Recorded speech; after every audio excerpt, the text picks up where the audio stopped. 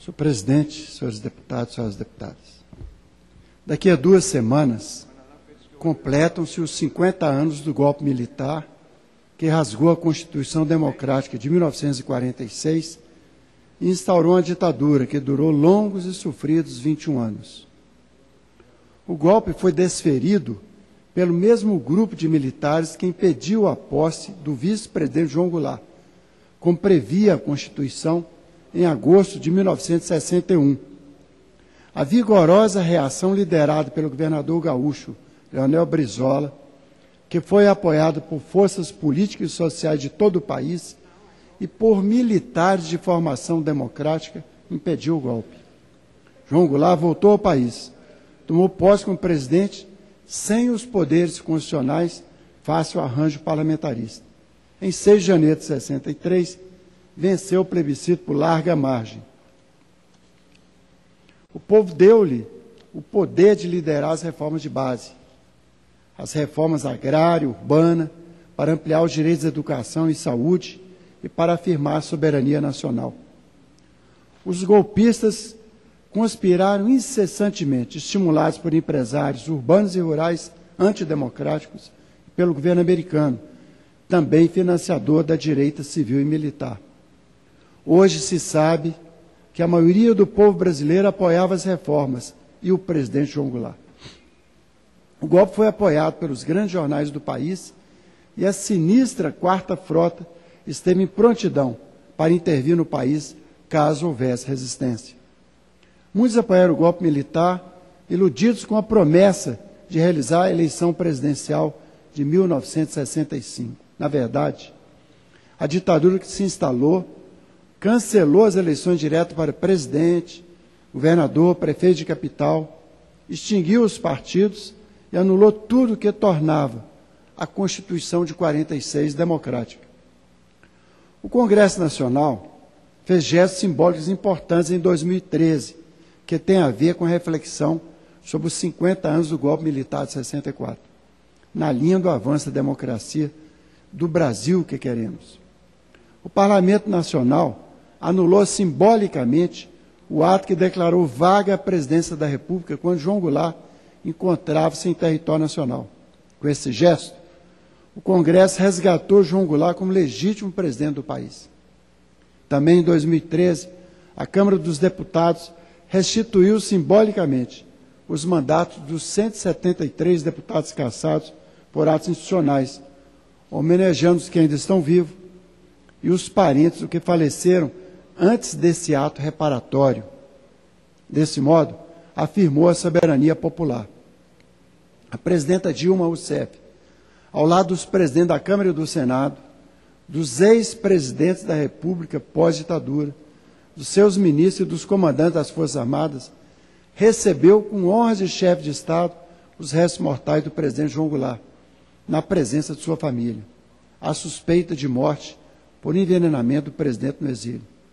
No ano anterior, a presidenta Dilma sancionou a lei que criou a Comissão Nacional da Verdade, também na presença dos presidentes da Câmara e do Senado, dos ex-presidentes do período democrático, dos ministros, dos comandantes militares, da sociedade civil.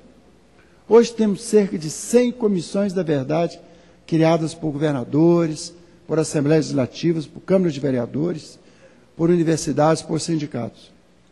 E cerca de 100 comitês de verdade, memória e justiça atuando em todo o país. Pela primeira vez em nossa história, teremos a verdadeira extensão dos danos causados pela ditadura em todas as esferas, em todo o território nacional.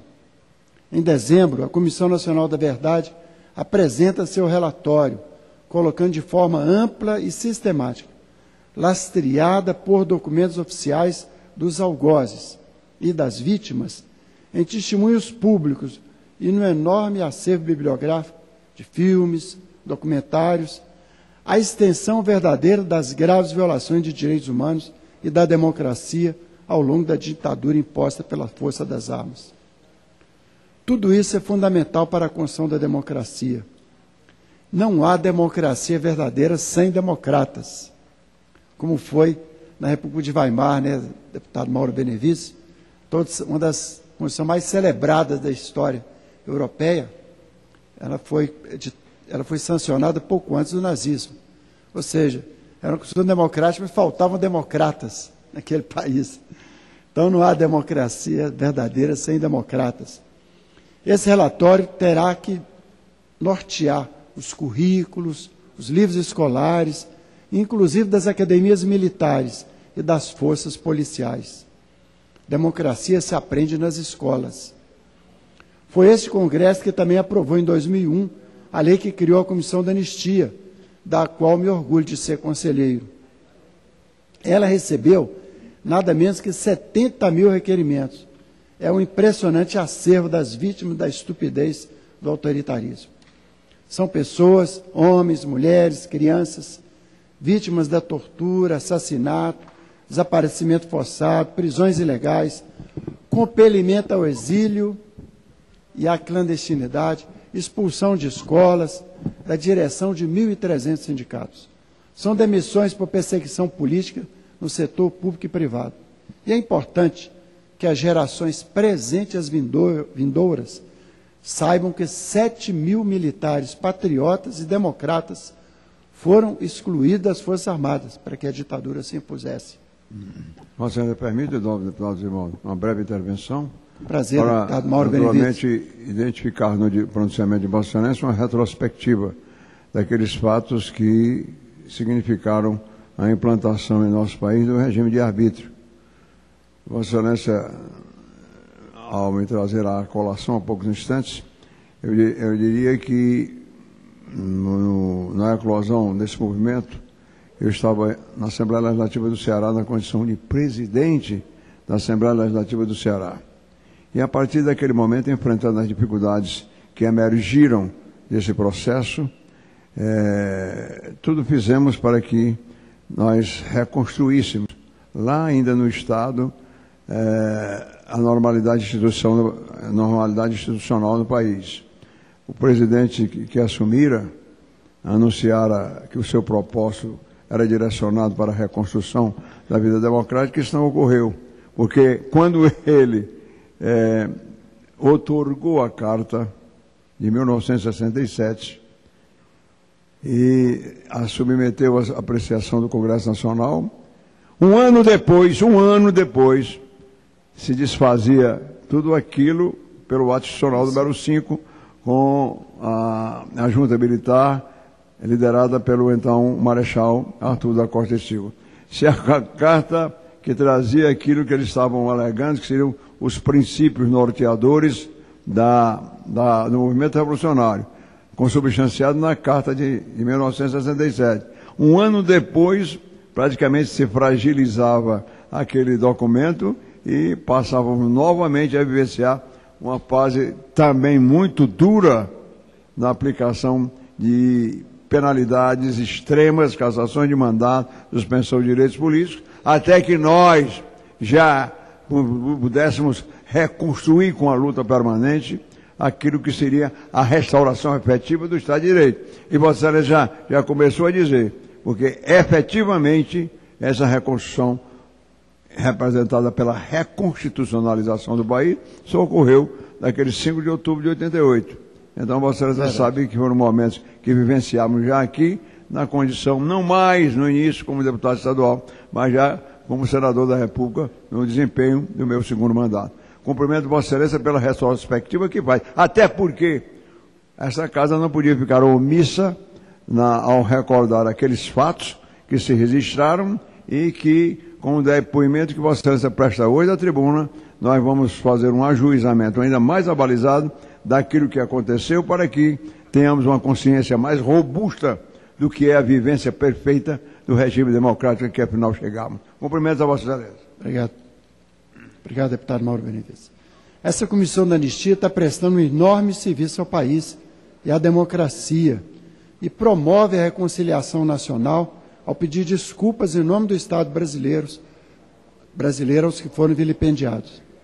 Este mesmo Congresso aprovou em 95 a Lei 9.140, que reconheceu a responsabilidade do Estado nas mortes e desaparecimentos de 479 pessoas da resistência pacífica ou armada à ditadura.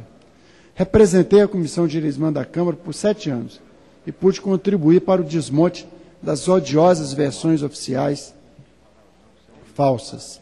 As famílias tiveram o começo da reparação moral e material com os limites da época. Felizmente, a Constituição de 88 estabeleceu o paradigma de reparação e memória para as vítimas da ditadura. Permite uma parte, quando possível, nobre deputado. Pois não, deputado Chico Lopes.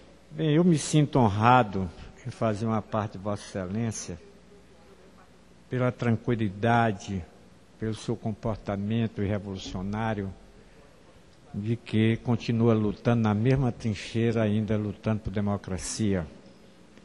Nós tivemos um avanço muito grande em ter um operário, de ter uma mulher, de ter distribuição de renda, de ter a respeitabilidade lá fora, de um operário que chegou lá, eu acho que lembra, num dos encontros do Fórum Mundial, lá no Rio Grande do Sul, quando ele disse que ia para Davos, nós de esquerda, uma boa parte sectária, que ele não devia ir, etc. e tal, e lá foi quando ele deu o primeiro grito de dizer que o Brasil vai querer entrar na grande política mundial e dizer por que os grandes querem engolir o pequeno. O senhor também faz parte dessa resistência que nós estamos encontrando atualmente. O judiciário se tornando um partido político, a imprensa tem todo o direito de ter o candidato dela, mas tem o direito de deixar que as outras pessoas possam ter espaço na imprensa dele. Então, com tudo isso que nós estamos vendo, avançamos bastante. Mas a aglutinação da direita hoje é uma coisa só não quer ver, quem não quer ver mesmo. Agora mesmo se fala de uma marcha com Deus pela liberdade de São Paulo, só que eles não vão contar com a igreja, porque a igreja sabe do erro que cometeu naquele momento. Sabe que não vai contar com essa juventude, mesmo com essa dificuldade que nós estamos vendo com esses cara pretas. E nós tivemos coragem de enfrentar o regime militar, que sem botar venda, sem nada, só com a nossa vontade, compreensão política, que não poderia acontecer. Nós também vimos, como o senhor acabou de dizer, mais de 7 mil militares, que eu estou numa comissão junto com a Arnaldo, para ver se resolve esse problema, porque a América Latina já botou os torturadores na cadeia, já resolveu esse problema ao Chile, e nós não conseguimos, mesmo com a boa vontade da comissão da verdade. Há um entrave muito grande, e eles abertamente disse, eu matei, eu torturei como esse curió que está aí vivo, espero que Deus coloque ele mais tempo na terra, para ele ver o nosso sucesso, ver a nossa luta pela democracia, ver distribuição de renda, ver mais universidade daqui o grande senador e deputado Mauro Benevides, que sabe, nós passamos 50 anos numa universidade federal e nós temos 4, inclusive uma internacional. Portanto, a comemoração que nós temos é dizer para a juventude e para o povo brasileiro que não baixa a guarda, porque a direita brasileira é das mais reacionárias que existe no mundo, que toda parte tem direita, mas não são tão conservadores e oportunistas como essa. Você vê uma luta política dessa está começando, a baixaria, a questões, como se a gente não tivesse coragem de enfrentar. Nilmar, eu me sinto honrado de ter participado, fui iniciado em 64, fui preso em 71, etc. e tal. Faria tudo de novo com mais competência para não ser preso e coloco, não tenho nada contra as Forças Armadas, elas são bem-vindas, elas têm um papel importantíssimo, principalmente nesse pré-sal que nós temos, nessa riqueza da Amazônia, mas não queremos. Mas esse militar que quer ser candidato, ele tem todo o direito, que ele vai por um partido, é democrático, mas nós não queremos mais uma ditadura militar e não podemos também baixar a guarda só porque nós estamos no poder. Parabéns, deputado. Bem, deputado Chico Lopes, o senhor que enfrentou essa ditadura durante toda a sua vida, né? Tem toda a legitimidade para falar tudo que o senhor falou aqui. E a Constituição de 88 também, ela estabeleceu paradigmas distintos da Constituição de 67 outorgada, que é a Constituição de 67, expressando seus paradigmas na anistia, ela mostrou essa tendência para impunidade e para o esquecimento, ao passo que a de 88 estabeleceu a reparação e a memória. A reflexão sobre os 50 anos do golpe militar tem que reconhecer que o povo brasileiro sempre lutou por uma nação livre e democrática.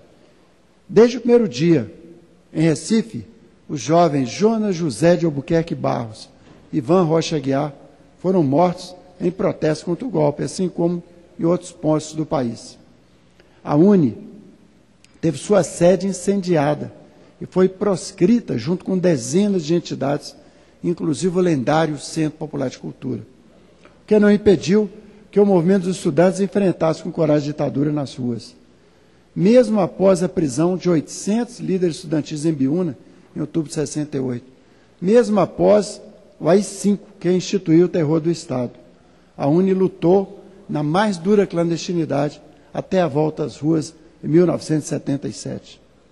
Os trabalhadores também, eles se reergueram da repressão desencadeada após o golpe, das 400 intervenções de sindicatos, da proscrição da sua central sindical, das proibições das greves, da perda da estabilidade, das prisões e exílios de seus líderes, e em 68, realizaram as heróicas greves de Osasco e Contagem.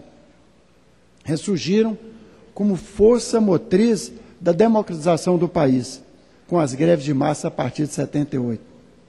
Não se pode esquecer que a ditadura militar pôs-se a serviço da superexploração do trabalho, que redundou na enorme concentração da renda e de riquezas e na acentuação das desigualdades. A ditadura paralisou a reforma agrária, bandeira das reformas de base, favoreceu a concentração de terras e a expansão selvagem da fronteira agrícola, com danos incalculáveis ao meio ambiente e em meio ao extermínio de etnias indígenas, como os Vaimiri e Atroari. Os trabalhadores e trabalhadoras rurais se organizaram na resistência através dos seus sindicatos, da CONTAG e depois através do MST e outras organizações de luta no campo. Aos 50 anos da instituição da ditadura, temos que louvar as mulheres, que iniciaram a luta pela anistia ampla, geral e restrita e que participaram da explosão libertária que antecedeu a Constituição de 1988. Os movimentos negros e suas grandiosas lideranças, que entenderam que sem democracia não há como enfrentar o racismo e resgatar a dívida histórica que nosso país tem com nossos irmãos. Temos que lembrar a atuação dos gigantes da Igreja Católica, que, tendo apoiado o golpe como se fosse uma intervenção temporária para garantir a democracia, tomaram lugar à frente da luta contra a tortura, as mortes e desaparecimentos dos militantes da resistência e estimularam a miríade de comunidades eclesiais de base, pastorais sociais e movimentos de direitos humanos, como também de lideranças e movimentos evangélicos de variadas confissões. Temos que lembrar e agradecer aos advogados, sem liberdade de atuar como tais, que defenderam os presos políticos, eles próprios sempre sujeitos às prisões. Da OAB, sobretudo a partir da Carta de Curitiba de 1977, que se pôs à frente dos movimentos democráticos pela anistia. Lembrar e agradecer aos jornalistas honrados e valentes que não se prosternaram aos seus patrões que apoiaram a ditadura. As versões oficiais vindas dos porões da tortura e através de sindicatos jornalistas, da BI, da imprensa alternativa, não se intimidaram, nem quando a ditadura assassinou com a crueldade que eram capazes pessoas como Vladimir Herzog, Luiz da Rocha Merlino, Mário Alves e tantos outros.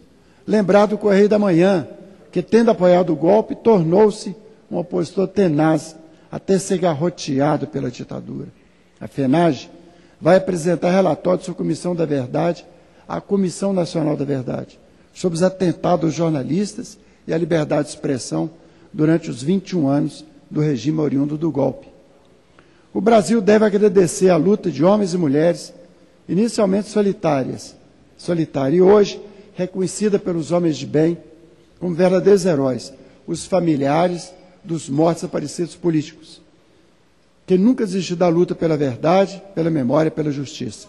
Os movimentos, organizações e defensores de direitos humanos foram seus parceiros nestas 4 décadas de luta incansável. Artistas, intelectuais, professores, cientistas, psicólogos, médicos, homens e mulheres de bem e sem medo que se uniram à luta pela democracia durante aqueles 21 anos. E outros 4, até a Constituição Democrática, têm e terão reconhecimento histórico.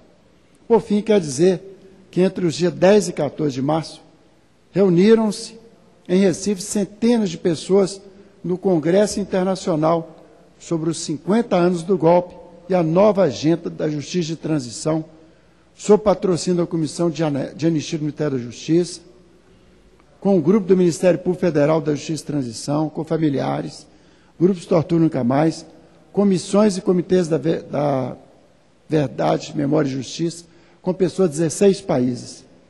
O evento mais importante pela densidade e capacidade de reflexão, que nos coloca vários desafios.